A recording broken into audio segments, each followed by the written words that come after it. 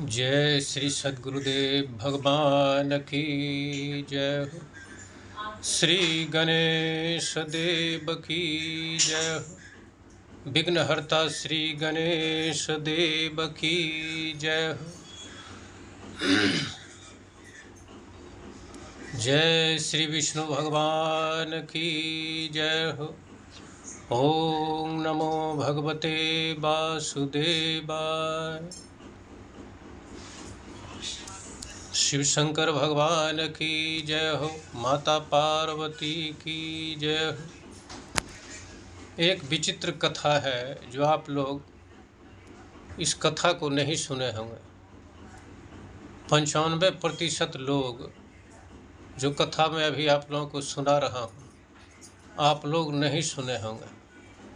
जो संत महात्मा है, जो कथाकार हैं, उन्हीं को मालूम होगा, क्योंकि मुझे मालूम है, इसलिए मैं आप लोगों को ये कथा सुना रहा हूँ। आप लोग ध्यानपूर्वक सुनिएगा।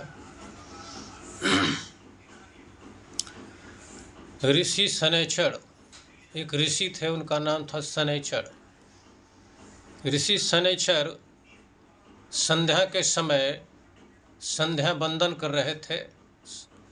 अपने घर में भगवान के सामने बैठकर संध्या वंदन का जो नियम होता है वो कर रहे थे, ध्यान में थे।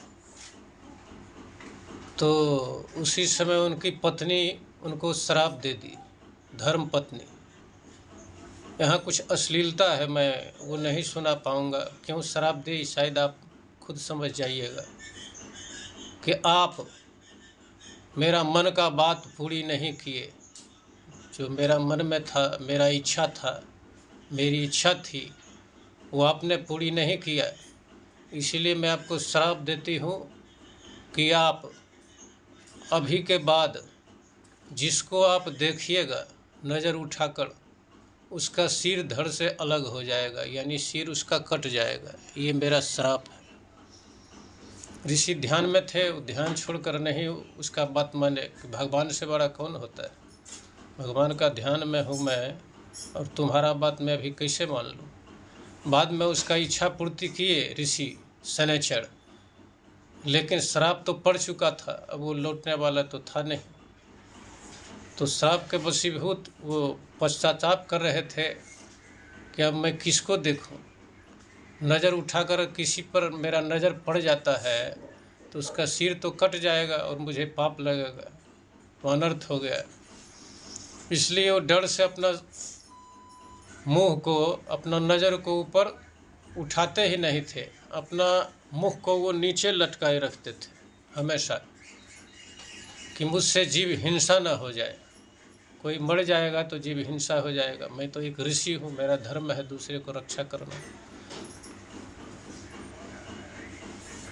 यही बात वो माता पार्वती को सुनाए ऋषि शनैचर कि मेरी धर्म पत्नी का श्राप है, ऐसी बात थी, इसलिए वो मुझे श्राप दे दी कि मैं जिसको देखूंगा उसका सिर धड़ से अलग हो जाएगा। इसलिए मैं अपना मुंह को नीचे लटकाए रहता।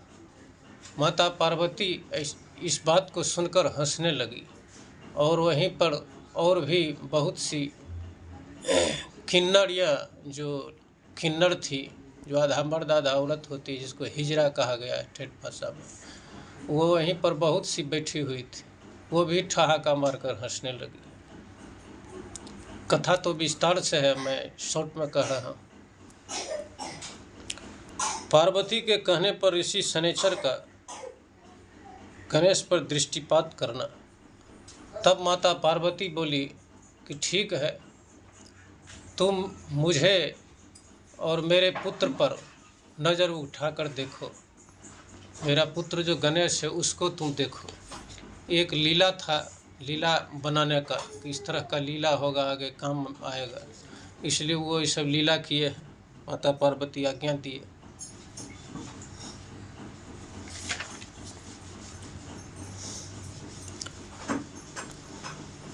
तब ऋषि शनैचर गणेश जी को अपना आँख से उनको देखने लगे। हालांकि देखने से पहले वो सोच रहे थे कि तो अनर्थ हो जाएगा, लेकिन आज्ञा है माता पार्वती का, तो आज्ञा का पालन तो करना ही पड़ेगा। तब पार्वती का वचन सुनकर शनैचर मन ही मन यूँ विचार करने लगे, अहो क्या मैं इस पार्वती नंदन पर दृष्टिपात करूं अथवा न करूं? यदि मैं बालक को देख लूँगा तो निश्चय ही उसका अनिष्ट हो जाएगा।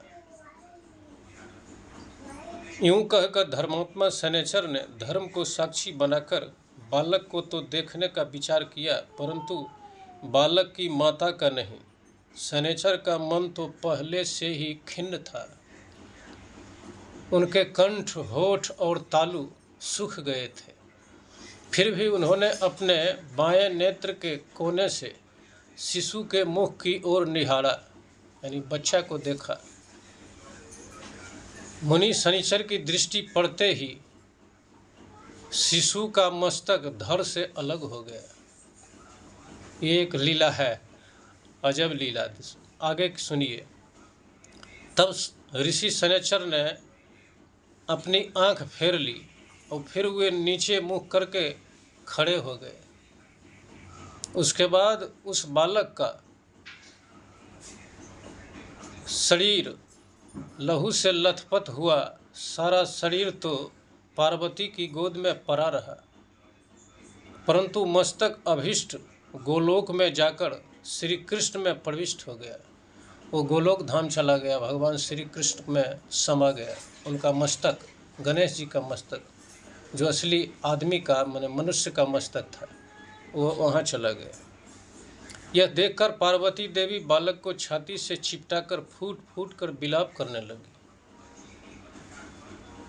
और उन्मत्त की भांति भूमि पर गिरकर मूर्छित हो गई। तब वहाँ उपस्थित देवता, देवियाँ, पर्वत, गंधर्व, शिव और कैलाशवासी यह दृश्य देखकर आश्चर्यचकित हो गए। इस प्रकार उन सब को मूर्छित देखकर श्री हरि यानी भगवान विष्णु गरुड़ पर सवार होकर उत्तर दिशा में उपस्थित पुष्पभद्रा के निकट गए। वहाँ पुष्पभद्रा नदी के तट पर स्थित एक गजेंद्र को देखा, यानी एक हाथी को देखा, जो निद्रा के वशीभूत वो हथनी के साथ सो रहा था। एक महिला हथनी थी, उसके साथ वो बच्चा सो रहा था। उसका सिर उत्तर दिशा की ओर था और वह सूरत के परिश्रम से थका हुआ था। फिर तो श्री हरि ने शीघ्र ही सुदर्शन को आज्ञा दिए और सुदर्शन उसका सिर काट लिया। सुदर्शन चक्र उस बच्चा का सिर काट लिया और लहू से भींगे हुए उस मनोहर मस्तक को बड़े हर्ष के साथ भगवान विष्णु अपने वाहन गरुड़ पर रख लिया। गरुड़ पर रख लिए। गज के कटे हुए अंग के गिरने से हथनी की नींद टूट गई। उसकी माँ जो थी हथनी, उसका नींद टूट गई। तब अमंगल शब्द करती हुई अपने शावकों को भी जगाया। शावकों यानी अपने बच्चों को जगाया। फिर वह शोक से विह्वल होकर अपने शावकों के साथ बिलख बिलख कर रोने लगी, चित्कार करने लगी। तत्पश्चात जो लक्ष्मी के स्वामी है भगवान विष्णु ने उस हथनी के सिर को गणेश जी के धड़ से जोड़ दिया और ब्रह्म ज्ञान से उसे जीवित कर दिया। कहने का मतलब गणेश जी का जो सिर कटा हुआ था पहले से, मनुष्य का सिर, वो तो गोलोक धाम चला गया, भगवान श्री कृष्ण में लीन हो गया। तो हाथी का जो बच्चा का सिर था वो भगवान विष्णु उसका धड़ से जोड़ दिए और गणेश जी जिंदा हो गए। प्रेम से बोलिए श्री गणेश देव की जय हो। विघ्नहर्ता श्री गणेश देव की जय हो। इस तरह से गणेश जी का मुख हाथी का हुआ और शरीर मनुष्य का। ये विचित्र कथा है। इससे पहले दूसरा तरह का कथा है जो शिव पुराण में है, अलग तरह की। उसमें तो भगवान शिव खुद उसका सिर काट रहे हैं लेकिन यहाँ तो ऋषि जो मुनि थे शनैचर वो सिर काटे, सिर काटे नहीं, वो देखे तो कट गया। कहने का तात्पर्य है कि अलग अलग कथाएं हैं, अलग अलग भगवान लीला किया है जिसका वर्णन नहीं किया जा सकता। अनेक तरह की कथा, एक ही कथा अनेक तरह की। अब कहिएगा ये झूठ है, नहीं, बिल्कुल सत्य है। कथा भगवान का कभी झूठ नहीं हो सकता, सबको सत्य ही मानना चाहिए। प्रेम से बोलिए श्री गणेश देव की जय हो, शिव शंकर भगवान की जय हो, माता पार्वती की जय हो, श्री विष्णु भगवान की जय हो। नारायण हरि नारायण हरि नारायण हरि। नमः पार्वती पतये हर हर महादेव।